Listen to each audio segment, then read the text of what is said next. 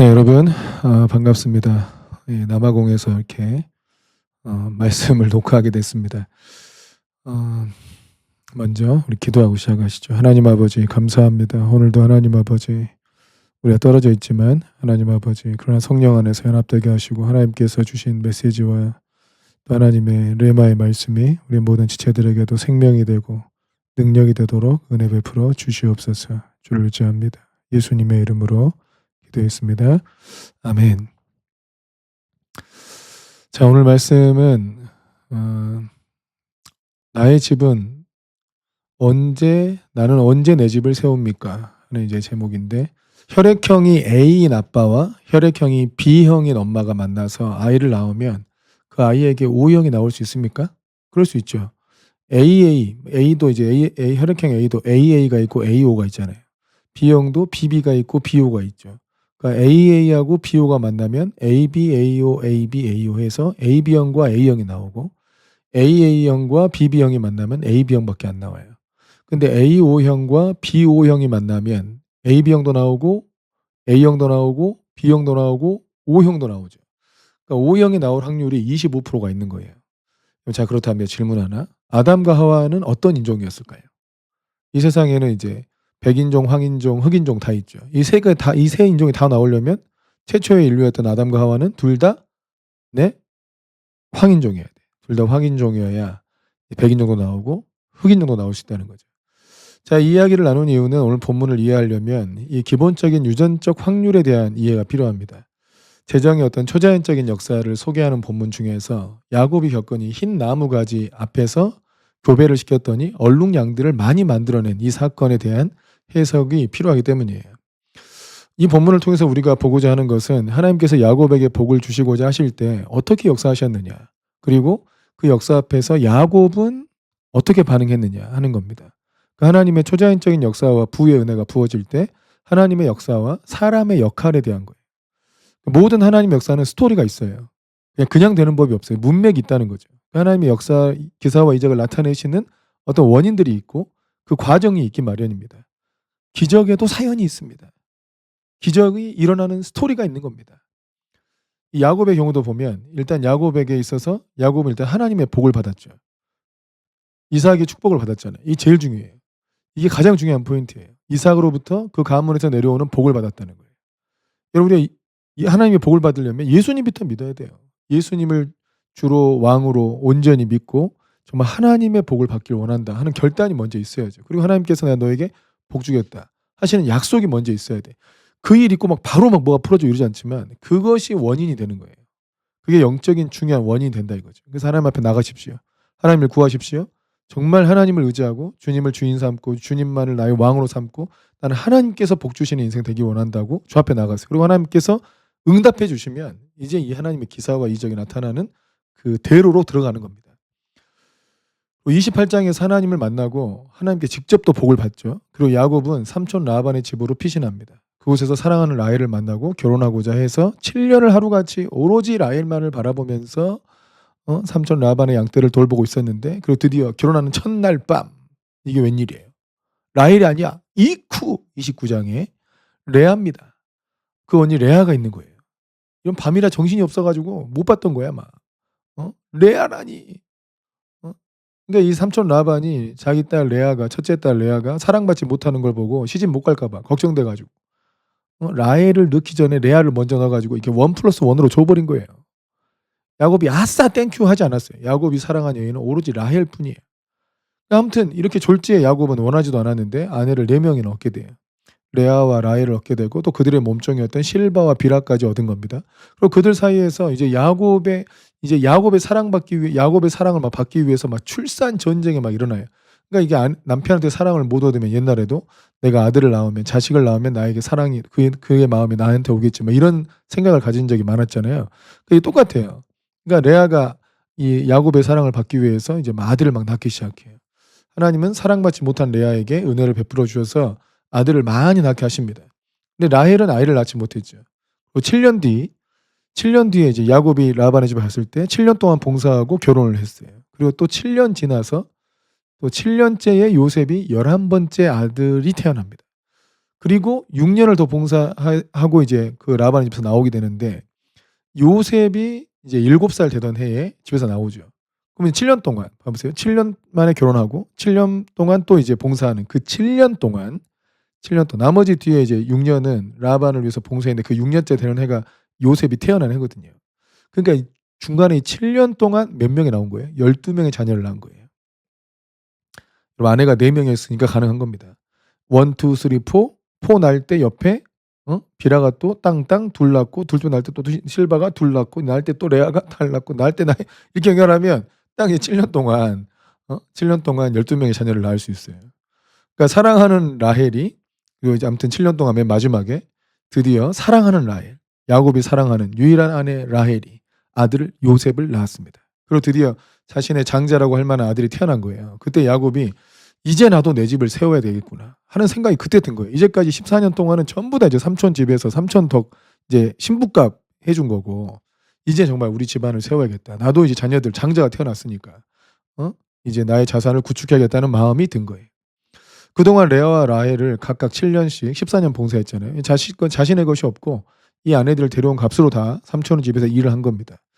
자, 이 38절 말씀에 보면 내가 이 20년을 외삼촌과 함께 하였거니와 외삼촌의 암양들이나 암염소들이 낙태하지 아니하였고 또 외삼촌의 양떼의 순양을 내가 먹지 아니하였으며 물려 찢긴 것은 내가 외삼촌에게로 가져가지 아니하고 낮에 도둑을 맞았든지 밤에 도둑을 맞았든지 외삼촌이 그것을 내 손에서 찾았으므로 내가 그것을 스스로 보충하였고 내가 이와 같이 낮에는 더위와 밤에는 추위를 무릅쓰고 눈붙일 겨를도 없이 지냈습니다. 그러니까 이 야곱이 삼촌 라반의 집을 돌보느라 얼마나 수고했는지를 기록하고 있죠. 그리고 그렇게 수고하고 양떼를 돌봤는데도 삼촌이란 사람은 야곱의 품삯을 10번이나 속입니다. 여러분 그러나 유업을 얻게 하시는 분은 하나님이세요. 우리를 속이고 사기치고 못되게 하는 이들이 있고 우리 유업을 빼앗는 이는 어떤 어둠의 세력들이 있다 할지라도 약속하신 하나님은 반드시 그 약속을 이루십니다. 그리고 꿈에 이제 야곱에게 하나님께서 나타나셔서 말씀하십니다. 31장 창세기 31장 10절에서 12절 말씀을 보면 그 양떼가 새끼 뵐 때에 내가 꿈에 눈을 들어 보니 양떼를 탄 순양은 다 얼룩무늬 있는 것과 점 있는 것과 아롱진 것이었더라. 꿈에 하나님의 사자가 내게 말씀하시기를 야곱아 하기로 내가 대답하여 여기 있나이다 하매 이르시되 너의 눈을 들어보라 양떼를 탄 순양은 다 얼룩무늬 있는 것 점 있는 것 아롱진 것이니라. 라반이 내게 행한 모든 것을 내가 보았느니라. 나는 베델의 하나님이라. 내가 거기서 기둥에 기름을 붓고 거기서 내게 서원하였으니 지금 일어나 이곳을 떠나서 너의 출생지로 돌아가라 하셨느니라. 하나님께서 야곱에게 꿈으로 말씀해 주셨어요. 뭐였냐면 야곱의 너의 유업은 뭐냐면 얼룩무늬 있는 것, 점 있는 것, 아롱진 것이 야곱의 것이다고. 양떼를 탄 순양이 다 이런 것들이었다는 겁니다. 그리고 야곱이 이제 이 말씀을 받았죠. 라반과 계약해요. 내 집은 언제 세웁니까? 하면서. 그래서 뭐라 하냐면 내게 얼룩무늬 있는 것, 점 있는 것, 아롱진 것은 내 유업이 되게 해달라고 합니다. 그때 이 얼룩무늬 있는 거, 점 있는 거, 아롱지가 이게 무슨 의미냐? 여러분들 그때는 이런 것들이 전체 양떼로 하면 한 1%가 채 되지 않았어요. 그러니까 1000마리라 하면 한 10마리 정도가 그런 것들입니다. 그러나 이 라반이 흔쾌히 수락했어요. 수가 적잖아요. 적은 거 자기가 갖겠다 하니까. 또 당시에는 흰 양이 가치가 있었어요. 고기가 중요한 게 아니고 양털이 중요했거든요. 그러니까 얼룩무늬 있는 양들은 어떻게 염색을 따로 할 수가 없잖아요. 근데 이 흰 양털이 이런저런 색깔을 넣을 수 있으니까 훨씬 더 가치가 있었던 거예요. 그러니까 주님은 숫자도 적고 가치가 적은 것을 야곱에게 주신다고 하신 거예요. 야곱이 이 말씀을 처음 들었을 때 마음이 좀 서운하지 않았을까요? 와, 주님 진짜 나한테 유업을 주신다 해놓고 이 가치도 별로 없고 숫자도 별로 없는데 이걸 나한테 주시는구나. 이렇게 생각하면 서운하죠. 라반도 나를 무시하고 속이는데 하나님도 나한테 어떻게 야박하게 이렇게 대하시나. 이 가치도 없는 얼룩무늬 양들만 내 유업이라니. 그리고 이게 얼마 되지도 않는다면서 말이에요. 서운하게 막 이렇게 할 수 있죠. 있잖아요. 그게. 응? 근데 여러분 이게 하나님의 지혜였다니까요. 그렇게 해야만 라반을 속일 수 있는 거예요. 이 라반이 욕심쟁이에요. 완전 욕심도 나쁜 놈이니까. 그냥 내가 작은 거 갖겠습니다. 별로 가치 없는 거 내가 갖겠습니다. 이렇게 하면 라반이 허락해 준 거예요. 근데 이게 얼마나 나쁜 놈인지 어? 그래 놓고 또 이렇게 그나마 또 그거 더 가져갈까 봐 아롱진 거 점 있는 거 다 아들한테 맡기고 멀리 보내 버리잖아. 아주 나쁜 놈이거든요. 그러니까 이게 지금 라반을 하나님께서 라반을 속이고 야곱에게 큰 복을 주려는 하나님의 전략이었습니다. 그리고 우리가 이 본문을 읽을 때 놓치지 말아야 할 건 뭐냐면 이 야곱이 목축의 전문가입니다. 그냥 머리 지식만 있는 게 아니고 실전에서 양떼를 크게 부흥시킨 14년 동안 목축하면서 양떼를 부흥시킨 탁월한 자예요. 하나님께서 복을 주셔서 양떼를 크게 번성시켜 주신 경험이 있잖아요. 그러니까 이 야곱 이제 이 하나님께서 이걸 알기 때문에 이 야곱에게 약하고 지금 수가 적지만 야곱이 풀어낼 수 있다 하고 전략을 주신 거거든요. 그러니까 야곱과 라반의 계약이 끝나자마자 이 라반은 지의 그 성향에 그냥 그대로 반응해. 양떼들 중에서 얼룩무늬 있는 거, 점 있는 거, 아롱진 것들 다 골라내 가지고 자기 아들한테 맡기고 한 3일 길 멀리 떨쳐놔. 이것들이 와 가지고 교배 못 하도록. 어? 이게 이러죠. 이 아롱진 것이 교배해 버리면 아롱진 게 나올 가능성이 높으니까. 그래서 못하게 해 버리는 거예요. 아주 악해요. 이렇게 부려먹기만 하고 이제는 마땅한 유업을 얻지도 못하게 하고 아주 악해. 이 친척들이 여러분 더 무서운 거예요. 예? 친척들이 더 무서워. 하지만 여러분 야곱이 실망하지 않았어요. 유업은 하나님께로부터 오기 때문에 하나님의 말씀대로 될 것임을 알았기 때문이죠. 그리고 야곱이 한 행동이 바로 이 본문입니다. 버드나무, 살구나무, 신풍나무 가지를 벗겨서 흰 무늬를 낸 거죠. 그리고 양이 교배할 때가 되면 이 나뭇가지를 그들 앞에 두었다는 거예요. 다시 본문의 38절 말씀에 보면 그 껍질 벗긴 가지를 양떼가 와서 먹는 개천의 물 구유에 세워서 양떼를 향하게 하매 그 떼가 물을 먹으러 올 때에 새끼를 베니 가지 앞에서 새끼를 뱀으로 얼룩얼룩한 것과 점이 있고 아롱진 것을 낳은지라. 41절 42절을 보면 튼튼한 양이 새끼 뵐 때는 야곱이 개천에다가 양떼의 눈앞에 그 가지를 두어서 양이 그 가지 곁에서 새끼를 베게 하고 약한 양이면 그 가지를 두지 않아서 그렇게 함으로 약한 것은 라반 것이 되고 튼튼한 것은 야곱 것이 된지라 얘기했단 말이에요. 그러니까 이 시각적인 효과를 또 이용해서 얼룩얼룩한 양이 나오게 했다는 이야기인데 이것은 이제 어떻게 해석해야 될까? 왜냐하면 이 교배할 때 교배하는 순간에 봤던 어떤 시각적 효과가 정말 어떤 얼룩한 양이 나올 수 있게 할 수 있느냐. 유전학적으로는 그럴 수 없다는 거예요. 그래서 야곱의 이 엉뚱한 행동에 대해서 하나님께서 그냥 기적적으로 은혜를 베푸셔 가지고 야곱이 유업을 얻게 하신 것이냐, 아니면 야곱의 이 행동이 유업을 얻는데 어떤 도움이 되는 것이냐를 생각해 보려고 하는 거죠. 일단 문맥의 흐름을 볼 때 야곱은 목축 전문가고 하나님께서 얼룩진 양들이 야곱의 것이라고 말씀하셨으니까 야곱의 이 전략이 이 흰무늬 낸 가지를 양들 앞에 세워놓은 이것이 하나님의 뜻을 이루기에 논리적인 연관이 있다고 봐야 됩니다. 그냥 무식하게 엉뚱한 행동을 했다 생각하는 게 아니고 논리적인 연관이 있다고 봐야 돼요. 야곱이 그냥 미신적으로 저렇게 했는데 하나님께서 기적적으로 베푸셨다? 이건 단순히 이렇게 말하기는 어려운 거죠. 그러면 우리가 좀 더 야곱의 입장으로 좀 들어가 보세요. 자신에게 있는 양떼는 다 무슨 색이에요? 전부 흰색이죠. 하지만 그중에 이 얼룩진 염색체를 가진 양도 있어요, 없어요? 있잖아요. 우리 혈액형처럼 AA가 아니고 AO, BO 이런 양들이 있는 거예요. 이것을 자 아주 그 순수 흰색 그러면 대문자 W라고 하고 얼룩진 거는 소문자 W라고 하면 WW 큰 대문자 WW 순수 혈통의 흰색 양도 있지만 잡종 흰색이 있는 거예요. 잡종 흰색이. 그러니까 큰 대문자 W, 작은 W 이렇게 있는 잡종 흰색이 있는 거죠. 근데 순수 혈통의 흰색이 많아요. 잡종 흰색이 많아요. 잡종 흰색이 더 많아요. 확률적으로. 자, 그러면 14년을 양을 키우면서 수없이 교배시키고 양떼를 불려왔던 야곱이 유전적인 이 개념을 알까요? 모를까요? 잘 압니다. 흰 양끼리 교배해도 얼룩진 것이 나올 수 있다는 것을 경험적으로 압니다. 어떤 흰양끼리는 교배하면 얼룩진 게 나오던데? 어떻게 된 거지? 아, 이게 이런 게 있구나. 그리고 얼룩진 양이 100% 나오게 하려면 어떻게 하면 돼요? 얼룩진 양들끼리 교배하면 무조건 얼룩진 양이 나와. 그죠? 가장 결정적으로 얼룩진 순양이 교배할 때 얼룩진 순양이 얼룩진 암양하고 교배하면 무조건 얼룩진 게 나온 거예요. 그러니까 순수 혈통에 그러니까 이제 얼룩진 순양이 위에 올라탔다 했잖아요. 그러니까 순양이 일단 무조건 얼룩진 순수 혈통의 얼룩진 양으로 하고 흰 양이 순수 혈통의 흰 양. 그러면 다 흰 양이 나오는데 잡종 흰 양이 나오는 거죠. 그 다음 때 이 얼룩진 양을 생산해낼 수 있는 가능성이 있는 양이 나오는 거예요. 또 이 잡종 흰 양을 만나면 절반은 얼룩진 양이 나와요. 또 얼룩진 양과 교배하면 전부 다 얼룩진 양이 나오는 거예요. 그러니까 이 야곱의 입장에서는 첫 번째 해야 될 게 뭐냐면 얼룩진 순양을 만들어내는 거예요. 그리고 얼룩진 양들의 모임을 만드는 거죠. 이것들이 자신의 유업이니까. 그리고 야곱은 얼룩진 양들을 따로 모았다고 말씀하고 있죠. 라반의 것과 자기 것을 따로 구분했다고. 그래서 얼룩진 양들끼리만 계속 교배하게 하면 거기는 전부 다 얼룩진 양만 나오는 거예요. 그래서 이런 원리로 계산을 해보니까 간단하게 양이 100마리 있다고 하고 성비는 반반이라고 하고 교배시켰을 때 얼룩 순양이 나올 수 있는 확률이 얼마냐. 자, 양이 100마리예요. 성비는 반반이에요. 근데 그중에서 그냥 순수혈통 절반, 잡종 절반이라 합시다. 그러면 50마리 중에서 25쌍이 생기는 거예요. 25쌍이. 그럼 25쌍이 새끼를 하나 낳아요. 그러면 이제 몇 명이 나오는 거야?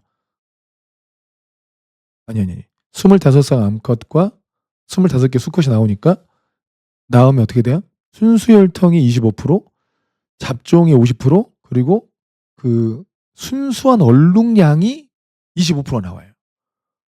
그죠? 맞죠? 그러니까 25쌍 중에서 25쌍이 새끼를 낳으면 25마리가 나오겠죠? 그죠? 거기서 3%가 한 6마리, 7마리 정도가, 그죠? 6마리, 7마리 정도가 얼룩 숙량이 나오는 거예요. 맞습니까? 자, 100마리 있어요. 그 중에서 100마리 다 흰양이에요. 순수혈통 양은 50, 50 해가지고 절반씩 해서 빼요, 일단. 그리고 얼룩, 그러니까 잡종 양들을 반반 하면 25쌍이 나오는 거죠. 25쌍. 25쌍이 나오고 25쌍이 다 교배를 했을 때 이제 25마리가 나오는데 그중에 순수혈통 양이 25%, 잡종량이 25%, 순수 얼룩량이 25% 나오는 거죠. 그죠? 그러니까 25마리 중에서 25%, 4분의 1. 4분의 1. 그러니까 25마리가 나오는데 그중에 25%야. 그죠? 4분의 1. 그러면 6마리 정도가 이제 얼룩 순양인데 그중에 이제 순양이 아니고 암양일 수도 있으니까 절반은 3마리. 그러니까 성비를 반반으로 하면 6마리 정도가 얼룩 양이 나오는데 그중에 순양이 나오려면 3마리 정도, 절반. 그러니까 얼룩 순양이 한 3마리, 4마리 정도가 나오는 거예요. 그들 안에 또 이제 얼룩양들 6마리는 또 따로 그룹을 만들어요. 그 안에서 계속 번식을 시켜요. 또 이제 얼룩 순양은 또 원정도가 이게 잡종 흰양들 있잖아요. 그걸 또 교배하면 또 그중에 또 이게 한 25%가 그중에 한 50% 정도가 또 이제 얼룩, 그러니까 잡종 양들과 얼룩양이 교배를 하면 50% 정도가 이제 또 잡종량이 나오잖아요. 그 얼룩량이 나오잖아요. 그러니까 또 이걸 원정 나가는 거지 계속. 그러니까 순양들이 바빠. 그러니까 이제 얼룩양들은 계속 얼룩량이 나오고 이제 큰 W, 작은 W 이게 이 순위 그룹이 있고 또 아주 순수한 양들 그룹도 있지만 시간 남으면 하고 이 원투를 계속 열심히 하는 거예요.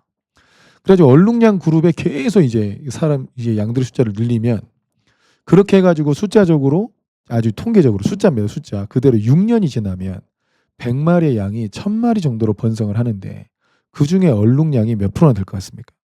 일반적으로는 1, 2%밖에 안 된다 했잖아요. 근데 이렇게 아주 의도적으로 얼룩량을 만드는 작업을 하면 6년 정도가 지나면 이게 산술적으로 50%가 나옵니다. 50%까지 얼룩량 비율을 만들 수 있어요. 그러니까 1000마리면 500마리가 얼룩량인 거예요. 암컷 수컷 다 더해서. 정확히 반반이 돼. 너무 신기하죠? 근데 이게 뭐예요? 확률이에요, 확률. 확률적으로 이렇다는 거예요. 근데 확률이면 뭐냐? 재수 없으면 한 마리도 얼룩량이 안 나올 수 있는 거예요. 얼룩 순량이 안 나와버리는 거예요, 자꾸. 계속. 그럼 이제 한 마리도 안 나올 수가 있어요. 최악의 경우. 그러기 쉽지 않겠지만. 근데 이제 그러니까 그 무작위로 했는데 그 12마리 그 순양 중에서 이게 25쌍에 내 가지고 25마리 양이 나오고 절반해서 12마리 순양 중에서 이 얼룩 순양이 한 3마리 나온다 했잖아요. 그 얼룩 순양이 하나도 안 나올 수도 있고 어떻게 하면 12마리가 전부 다 얼룩 순양이 나올 수도 있는 거죠. 확률이니까. 예. 봐보세요. 근데 야곱이 이런 번식을 만들 수 있는 능력이 있어요, 없어요? 있죠. 있고 했잖아요, 실제로. 그걸 만들 수 있는 사람이에요. 14년 동안 수없이 교배를 시켜보고 어떻게 하면 교배가 잘 되고 건강에 나오는지를 임상 경험이 풍부한 사람, 그게는 실력이 있었다 이거죠. 그러면 버드나무, 살구나무, 신풍나무 껍질 벗긴 나무는 어떤 효과가 있냐? 정말 시가적인 효과로 얼룩무늬 양들이 나올 확률을 높여준 것이냐? 꼭 그렇진 않아요. 이게 과학적으로 볼 때는. 근데 어떤 효과가 있냐면 흰 무늬 가지가 시각적으로 자극을 줘서 수컷과 암컷 양을 구유로 유인할 수 있어요. 계속 거기서만 교배할 때마다 그걸 놓으니까 행동이 학습이 되는 거죠. 그걸 유인하고 또 그때마다 발정하고 발정 동기화를 촉진할 수 있어. 아, 저 흰나무, 흰 무늬 저 가지를 보면 새끼 낳아야 돼. 뭐 이렇게 하는 거예요. 분위기를. 그러니까 연구에 따르면 이 환경 신호, 색상과 패턴이 양의 번식 행동을 조절해가지고 수태율을 10%에서 20%까지 개선할 수 있대요. 그러니까 이제 학습을 시킨 거예요. 얘를 낳을 때마다 새끼를 뵈려고 할 때마다 그 가지를 놓으면 학습이 돼가지고 그 임신할 확률이 10% 20%가 개선되는 거예요. 이는 수컷의 번식력을 강화하는 환경 조성을 할 수 있는 거죠. 또 하나는 그 나무들 껍질을 벗겨서 이렇게 딱 물에다 심어놨잖아요. 그럼 포플러, 윌로우, 아몬드 나무 가지에서 방출되는 화합물이 이 양들의 건강 혹은 번식력을 개선한대요. 그래서 또 다산의 은혜를 줄 수도 있대. 쌍둥이를 출산을 유도할 수가 있다는 거예요. 그래서 이 윌로우의 윌로우라는 이 호르몬 이거를 섭취하면 번식률이 20%에서 40%를 높일 수 있다는 거예요. 또 하나는 이제 시각적 자극이 양의 어떤 스트레스를 줄여서 이 옥시토신이나 코르티솔 조절을 통해서 새끼의 건강 관련 유전자 발현이 개선되게 할 수 있다. 이게 무늬 형질 발현, 그러니까 이게 얼룩양이 나오게 하는 확률을 높이진 않은데 건강한 새끼를 낳을 수 있는 생존율을 높인다는 거예요. 이건 실제로 과학적으로 증명이 된 겁니다. 또 하나는 당시에는 시각적인 방법이 효과가 있다고 믿었어요. 근데 이때는 여러분 오늘날에도 인지가 좀 있잖아요. 산모들 임신했을 때 좋은 생각하고 좋은 것 보고 좋은 거 먹고 하라고 하잖아요. 그게 태아에 영향을 미친다고. 이것이 유전적 확률에 영향을 미치는가에 대해서는 과학적으로 아니라 하지만 우리가 경험적으로는 어느 정도 영향이 있다고 생각하는 것들이 있다는 거죠. 즉 야곱이 하나님께서 얼룩진 것이 너 것이다, 너의 것이다 라고 말씀하시니까 야곱이 어떻게 했어요? 그것을 얻기 위해서 최선을 다했습니다. 자기의 지혜와 경험과 또 자신의 어떤 이 모든 임상학적 결론을 다 모아가지고 다 계획을 세우고 얼룩진 것이 많아지도록 최선을 다한 거예요. 먼저 튼튼한 양들을 골랐겠죠. 이 튼튼한 양들 중에서 잡종 흰 양을 골라냅니다. 어떻게 알아요? 야곱이 이걸 어떻게 합니까? 이게 순수혈통인지 잡종인지 어떻게 알아요? 여러분 얼룩진 거하고 교배하고 나온 흰 거는 전부 다 잡종이에요. 이거를 이제 야곱이 14년 동안 이 양들을 이제 목축을 하면서 이 서열을 이 가족 관계를 다 아는 거예요. 그래서 이 잡종 양들을 골라낼 수 있는 거죠. 얼룩양과 교배에서 흰 양이 나온 애들은 다 이 잡종 흰 양이거든요. 그들 중에서 튼튼한 양들을 골라가지고 얼룩진 양, 순수 혈통의 얼룩진 양을 생산해내는 거예요. 이 과정을 계속 반복하고 얼룩양을 그룹을 만들고 그 얼룩양들을 계속 또 얼룩양들끼리만 교배시키고 하면서 튼튼한 얼룩양들을 계속 생산해내는 겁니다. 그 야곱이 자신의 경험과 기술로 할 수 있는 최선을 다했다는 거예요. 이게 하나님 말씀에 반응하는 자세입니다. 그냥 뭔가를 하나님의 기름 부으셔서 모르는 것도 알게 하시고 노력을 안 해도 능력이 몸에 익숙하게 하시고 그런 이유는 없어요. 노력하면서 구하면서 찾으면서 기름 부음 구하고 기름 부음 받고 더 열심히 연구하면서 또 기름 부음 받고 하는 거예요.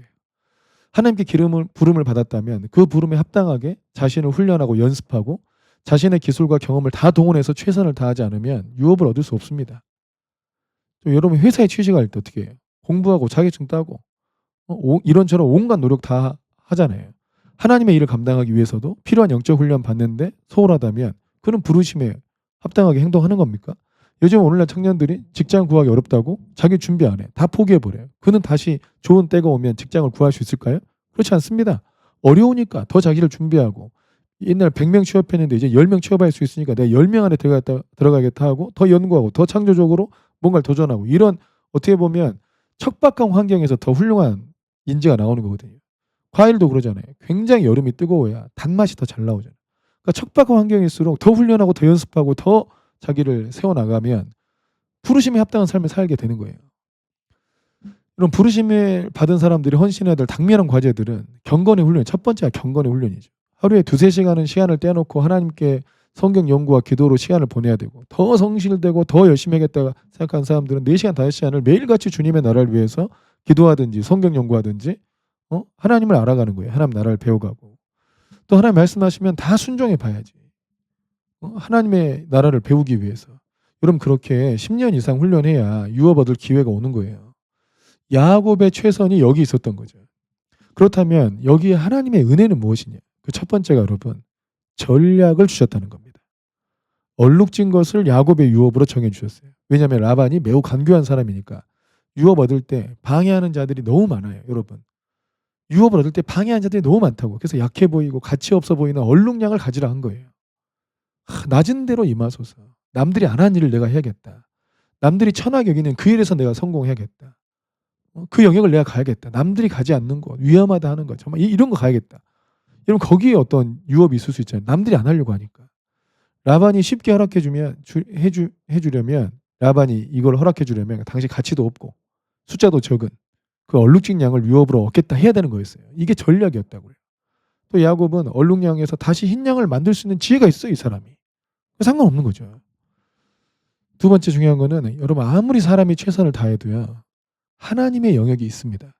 야곱이 아무리 자신의 경험과 지식을 동원해서 계획을 철저히 세워서 해도 여러분 다 확률 게임이잖아요. 유전은 확률이에요. 여러분. 내가 이 아들한테 나의 유전자를 놓고 싶어. 이게 돼요? 안 되잖아요. 확률이에요. 다시 말해서 하나님께서 은혜를 주셔야 되는 일이고 하나님의 주권의 영역이에요. 사업도요. 똑같은 사업을 똑같은 사람이 해도 어떨 때는 되고 어떨 때는 안 돼요. 은혜가 있어요. 그래서 사람들이 우연이라 그러지. 운이라 그러고. 여러분 사람이 아무리 모든 걸 완벽하게 준비한다 해도 모든 일에 하나님의 주권의 영역이 있는 겁니다. 그래서 그것을 사람이 메꿀 수는 없어요. 그래서 사람은 최선을 다해서 자신을 준비하는 것이 마땅한 자세입니다. 동시에 그 모든 것에 최선을 다한다 해도 하나님의 영역에서 하나님께서 은혜 주시지 않으면 아무것도 될 수 없다는 것을 인정하는 겸손과 신앙이 필요하죠. 그래서 이런 말 하죠. 어떻게 하나님의 일을 하느냐. 내가 열심히 노력해서 모든 걸 내가 하지 않으면 절대 이 일이 이루어질 수 없어 라는 마음으로 자기를 100% 수고하고 노력하고 동시에 하나님의 은혜 주시지 않으면 이건 절대 되지 않아 하는 마음으로 100% 하나님을 의지하라. 이 두 가지를 다 해야 돼. 100% 사람의 노력과 100% 하나님의 은혜가 같이 역사해야 된다. 여러분 오히려 최선을 다해서 자기를 준비한 사람이 하나님께 딱 내어 맡깁니다.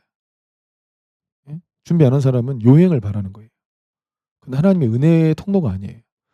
자기가 가지고 있는 최선을 다해서 하나님의 말씀을 따르고 순종하고 또 자기를 준비하고 거기에 하나님께서 하나님의 영역에 역사를 하시는 거죠. 여러분 하나님은 야곱을 사랑하셨고 이미 약속하셨어요. 그리고 야곱의 성실을 보셨고 라반의 악함을 보셨습니다. 그리고 하나님은 야곱에게 복을 줘서 라반을 징계하고자 하셨고 야곱을 일으켜서 하나님의 뜻을 이루고자 하셨어요. 산술적으로만 나와도 거부가 됩니다. 재수가 없으면 얼룩양이 한 마리도 안 나오는 것이고 하지만 여기에 하나님의 은혜가 더해지는 거죠. 25% 확률로 나와야 될 일이 50% 확률로 나와버리고 어떤 애는 75% 나오고 어떤 때는 100% 나오고 이렇게 나오는 거예요. 여기에 하나님의 더해주시는 은혜가 역사하는 거죠. 하나님께서 그 집을 세우기로 작정하셨기 때문이에요. 여러분 우리 교회 사역도 그럴 겁니다. 하나님께서 세부대교회를 부흥케 하시기로 작정하셨죠. 토요일날 오전마다 힐링 사역으로 전도하면 우리가 지난 통계를 보니까 1년에 10명 정도가 힐링룸 사역을 토요일날 오전 사역을 했을 때 1년에 10명 정도의 영혼들이 전도되고 교회로 들어와서 정착하는 은혜가 있었어요. 10명 정도가 일주일에 3시간 헌신하고 1년에 10명을 전도한다면 나쁘지 않잖아요. 1년에 한 명을 전도한 거예요. 이것이 확률이라고 합시다. 그런데 그 결과는 아무도 모르는 거죠. 은혜가 없으면 아무리 해도 한 명도 얻을 수 없는 거고 하지만 하나님께서 더하는 은혜를 주시면 1년에 20명 혹은 30명 또 1년에 10명이 감당을 한 명이 10명을 감당할 수도 있는 일이 생기는 거예요. 1년에 10명이 들어오던 힐링룸 사역이 10명이 한 팀이 돼서 1년에 100명이 들어오게 하는 사역으로 하나님께서 복을 주실 수 있는 거라고요. 우리는 토요일 오전에 10명이 힐링룸 사역을 하죠. 그대로 하죠. 우리는 하는 건 똑같은데 하나님께서 그 일에 어떤 은혜를 베풀어 주시면 또 이 한 명당 10명을 감당해야 하는 은혜가 있을 수 있는 거예요. 여러분 저는 이 본문의 말씀을 통해서 제 삶의 아주 중요한 부분들이 해석이 됐어요. 하나님께서 야곱에게 너의 유업은 얼룩진 양들이야 라고 말씀해 주신 이것이 얼마나 중요한 말씀인가 하는 거예요.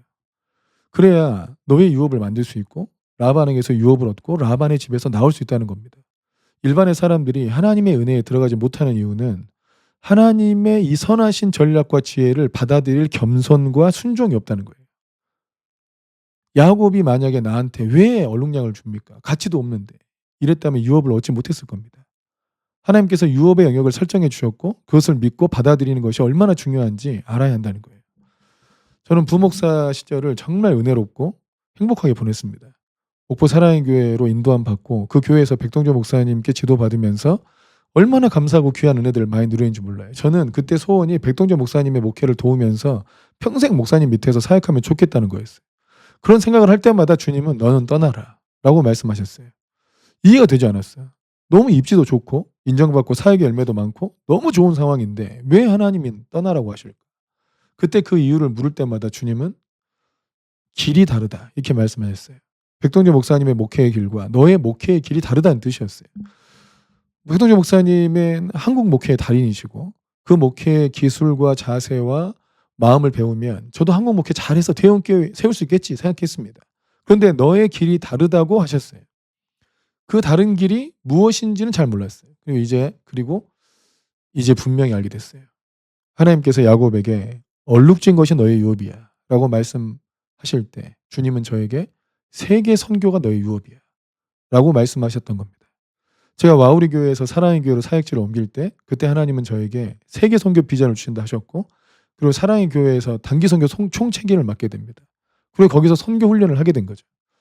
세부대 교회를 처음 개척할 때 하나님께서 이 교회를 다 세팅하셨는데 그리고 선교 중심적 교회로 세우셨어요. 그래서 초기에 있던 지체들은 전부 다 훈련받고 선교 나갈 준비하면서 곧 다 나가겠지 이런 생각하고 살았어요. 물론 그들이 그게 동의했든 안 했든 교회는 선교 중심적 사역을 계속 해왔던 거예요. 선교 나가기 위해서 훈련받는 공동체였습니다. 그리고 저녁 예배가 늘 선교 예배였어요. 주일 저녁 예배가. 그러다가 그 선교적 부르심이 약해지고 지옥교회 목회자로 남아주기를 바라고 또 저도 마음이 그쪽으로 쏠리게 되면서 병돈하고 교회도 징계받게 됐던 거예요. 또 하나는 제가 한국에서 사역할 때도 기름 부음을 많이 부어주셨어요. 그런데 늘 한국에서 사역할 때는 썩 만족스럽지 않았어요. 그러니까 늘 뭐 그냥 거룩한 불만족이라 생각하면서 더 하나님 앞에 기름 부음 구하고 했는데 근데 선교를 나가서 사역을 하면요. 중국에서든지 필리핀에서든지 어디든지 정말 기대 이상의 넘치는 기름 부음을 부어주신 거예요. 참 만족스러웠어요 그때는. 그래서 제가 종종 얘기했어요. 우리가 엄청나게 기도로 준비하고 온 것도 아닌데 선교 현장에서 사역할 때는 정말 놀라운 기름 부음이 임한다고. 그것이 선교에 대한 각별한 은혜와 부르심이 있다는 것을 말씀하고 계시는 거였어요. 그리고 주님은 저에게 88년 전에 저를 선교사로 정식으로 부르셨고 부흥을 위한 선교사로. 그리고 이 말씀을 통해서 깨달아졌어요. 세계 선교가 너의 유업이다. 그리고 안타까웠어요. 이것이 주님께서 내게 주신 유업이라는 것을 온전히 확실하게 믿고 그것에만 매진했어야 됐다는 거예요. 아직 영어로 온전히 소통하지도 못하고 있는 제 현실을 보면서 회개가 많이 나오더라고요. 지금 제가 영어로 설교하고 영어로 가르칠 수 있는 수준이 됐다면 여러분 얼마나 많은 나라와 교회에 가서 하나님 말씀 가르치고 어디든 가가지고 성령 사역하고 어디든 가서 하나님 말씀 전하고 할 수 있었겠잖아요. 이게 아주 깊은 깨달음과 도전이 됐어요. 여러분 지금이라도 늦지 않았어요. 데이비슨 아이들도 전문인 선교사로 부름을 받습니다. 이들에게는 저는 좀 늦었지만 그들에게 늦지 않도록 성경과 기도 훈련 그리고 언어를 꼭 습득하도록 훈련을 해야 됩니다. 그들을 그렇게 인도하고 계세요. 주님이. 그들의 부르심과 유업의 영역이 그곳에 있기 때문이에요. 이런 부모님들도 고민하지 말고 더 깊이 기도해서 자녀들에게 하나님께서 허락하신 유업의 영역이 어딘가를 찾고 거기에 집중하고 그렇게 인도함 받게 도와줘야 돼요. 사업하는 지체들 마찬가지. 하나님께서 내게 주신 유업의 영역이 어디냐. 막 허물캐지 말고 돌아보세요. 주님을 만나고 주님 약속하셨던 것들을 막 돌아보라고요. 그리고 그 부분에 집중하세요. 주님께서 야곱의 집을 세우고 계신 것을 보십시오. 야곱이 얼룩진 것이 내 것이다라고 말씀하실 때 그대로 순종하고 그 안에서 최선을 다하고 있는 걸 보세요. 그 야곱의 그 순종에 복을 주신 하나님을 보세요. 나는 언제 내 집을 세웁니까? 주님은 그 집을 세울 전략을 이미 말씀하셨습니다. 이제는 우리가 믿고 집중할 때입니다. 그 순종에 하나님께서 역사하실 것입니다. 아멘. 정말 하나님 말씀에 집중해서 하나님이 세우시는 집, 하나님이 세우시는 교회, 하나님의 유업을 풀어내는 인생 되기를 축복합니다. 기도하겠습니다. 하나님 아버지, 감사하고 사랑합니다. 본문의 말씀을 통해서 하나님께서 야곱의 유업을 정해주시고 야곱이 그 말씀에 순종하고 그 순종에 하나님께서 은혜를 베푸시는 일을 보았습니다. 하나님께서 우리에게 이미 말씀하시고 부르신 영역에 대해서 우리가 소홀했던 것들을 회개합니다.